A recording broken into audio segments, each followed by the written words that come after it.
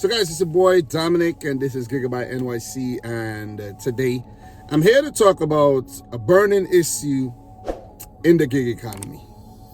And if you guys haven't heard about it yet, let me read the article. Biden administration issues rule that could curb gig work contracting by Daniel Weissner. Let's read. So, in summary, rule will impact trucking, healthcare, gig work, among others. Requires workers to be considered employees, not contractors. Reverses Trump-era rule favored by business groups. And it has a little tab here that says companies that are mentioned in the article: Doordash, Lyft, U.S. Department of Labor. So basically, food delivery, rideshare, maybe last mile package delivery, and so on and so forth. And this impacts me, and this probably impacts you if you're watching this. And why else would you watch this? Why would you be interested? But look, I've been thinking about this. Before I even get into the article, I've been thinking about this. The gig economy, the landscape of the gig economy just keep changing. In New York City, they implemented that whole pay rate with the $29.93, where for every active hour that you work, you would receive $29.93, and Doordash and Ubereats would pay you that in adjustment pay. I am not sure if that is applicable on Uber rideshare platforms or even Grubhub, because I do not work Grubhub in New York City. My Grubhub account my zone is in Long Island. So let's get into the article. January 9th, the U.S. Department of Labor on Tuesday issued a final rule that will force companies to treat some workers as employees rather than less expensive independent contractors, in a move that has riled business groups and will likely prompt legal challenges. The rule is widely expected to increase labor costs for businesses in industries that rely on contract labor or freelancers, such as trucking, manufacturing, healthcare, and app-based gig services. This is huge. For example, I have over 10 apps. Would I be employed, like sometime in the future, would I be an employee for each and every app? Would I have 10 plus jobs in the future? This is crazy when you really think about it. Most federal and state labor laws, such as those requiring a minimum wage and overtime pay, apply to a company's employees. Studies suggest that employees can cost companies up to 30% more than independent contractors. So basically, these companies, when they use independent contractors like you and I, they're saving a lot of money instead of having someone on their books actually doing the work themselves, like deliveries and so on and so forth. So we are a big asset to these companies. But sometimes you wonder, do these companies really treat us like assets? Or do they just treat us like minions, like we're just numbers, you know what I mean? So, makes you think, makes you wonder. The rule will require that workers be considered employees rather than contractors when they are economically dependent on a company. Economically dependent on a company. What does that mean?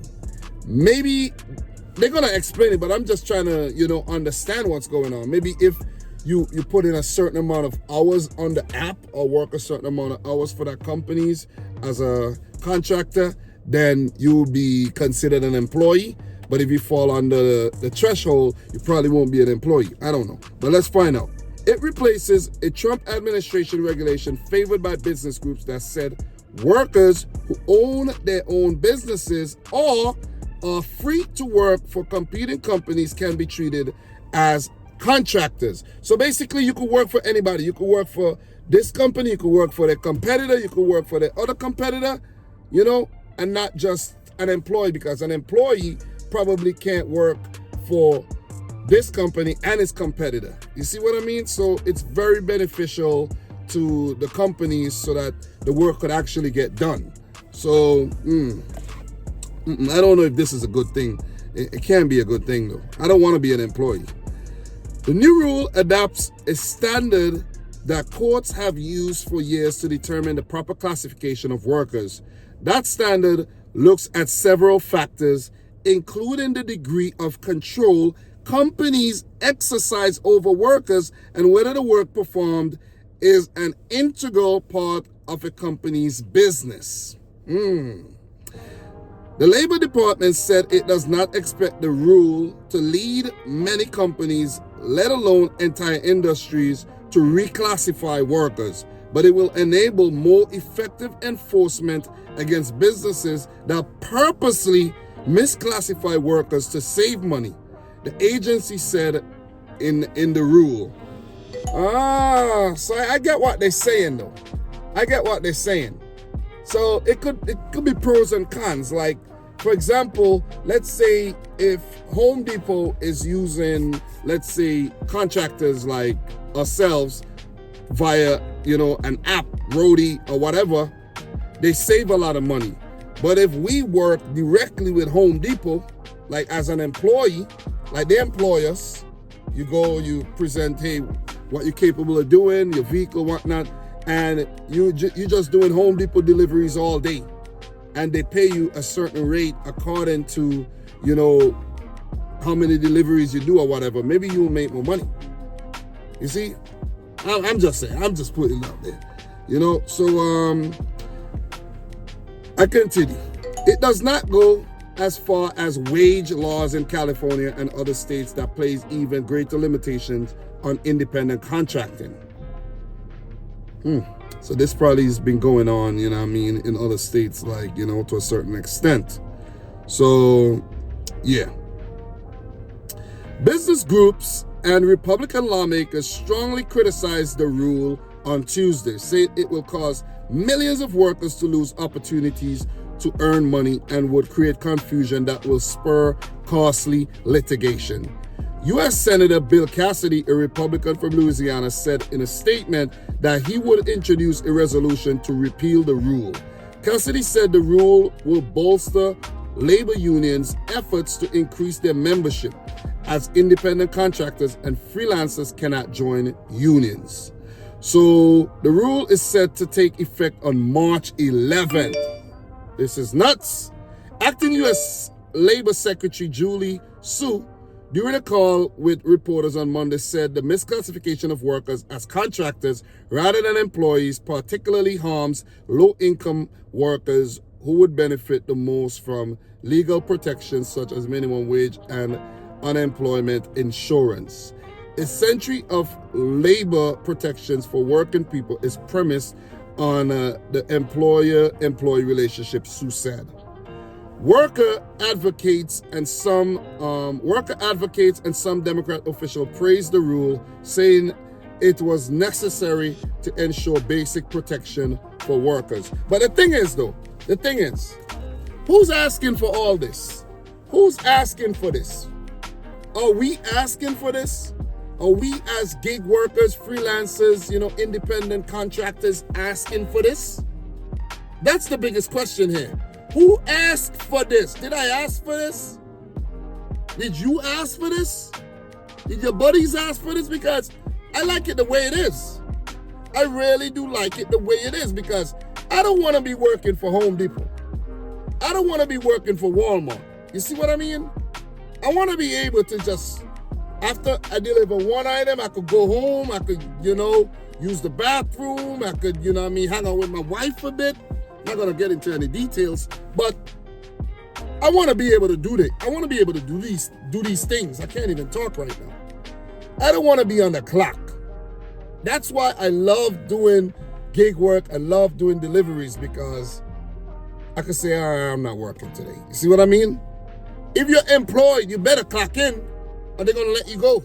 You see what I'm saying? Like, You lose your freedom, basically. Because if you work somewhere, you can't say unless you're per diem or on call, you can't say when you want to work. You can't make your own schedule, basically, in a normal situation. I don't like this. I'm just saying I don't like it, you know? I really don't like it. It just complicates everything. It complicates everything, in my opinion. Where was I? Okay. Worker misclassification also undermines law-abiding businesses that are forced to compete with dishonest employers who use misclassification to unfairly cut down on labor costs. U.S. Rep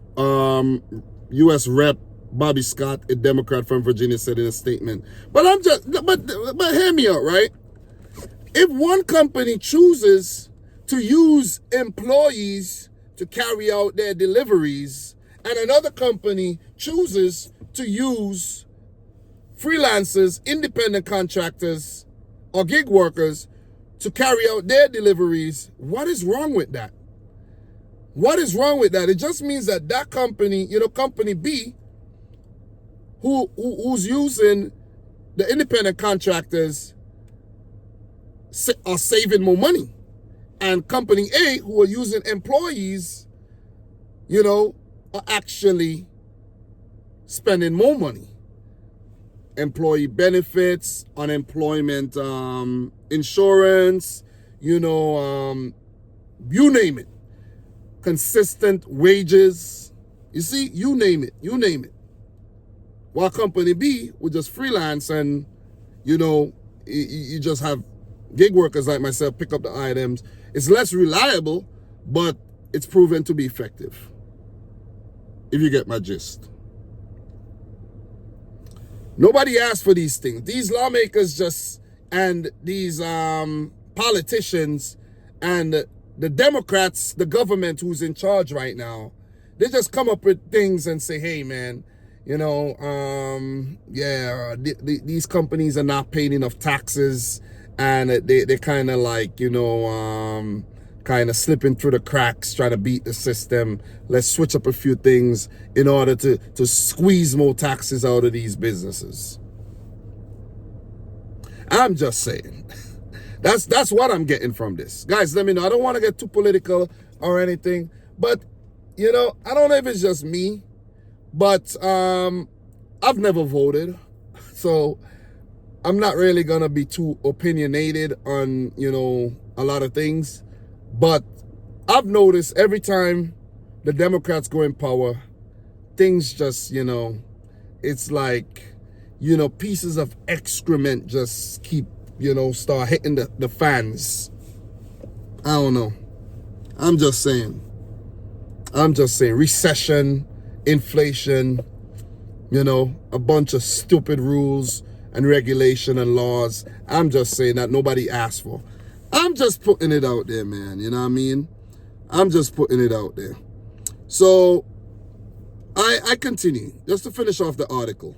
But according to some business groups, the rule tips the scales too far in favor of finding that workers are employees rather than contractors, which will deprive millions of workers of flexibility and opportunity. That is exactly what I've been saying the whole time. That is what I've been saying the whole time. That is why we do this. It's for flexibility and the opportunity that it gives us, along with your W-2 or whatever else you have doing small business or whatever. You left your W-2 to do freelance, gig work, independent contracting, and then all of a sudden you're going to end up being an employee for Doordash, Ubereats, Grubhub, or whatever app you work for primarily. And I quote, right? Making matters worse, the rule is completely unnecessary as the department continues to report success in cracking down on bad actors that are misclassifying workers, Mark Friedman, vice president at the U.S. Chamber of Commerce, said in a statement. He added that the chamber, the largest U.S. business group, is considering challenging the rule in court. Considering. But let me wrap this up. Potential impact on gig workers. The Labor Department has said the rule was designed to crack down on industries including construction and healthcare, where misclassification of workers is common, but its potential impact on app-based delivery and ride-hailing services whose business models depend on contract gig labor has garnered the most attention. Chamber of Progress, a trade group that represents tech companies, said the rule could impact gig workers depending on how the Labor Department enforces it. Reclassifying independent contractors as companies' employees would negatively impact an estimated 3.4 million gig workers, resulting in a $31 billion loss in lost incomes, the group said. Guys, I can read, but sometimes, the way they write things is sometimes it's hard to just, pick it up off the damn page and put it out eloquently. Companies, including Uber Technologies and Lyft, have expressed concerns about the rule, but also have said they do not expect it to lead to their drivers being classified as employees. So that's some reassurance right there for you. Uber, Lyft, and Doordash in separate statements said that they did not expect the rule to change the way they do business. So I think we should be okay, but we still should be concerned, and we still should keep an eye on these suckers, these lawmakers in Washington. We have to. But guys, I had fun going through this.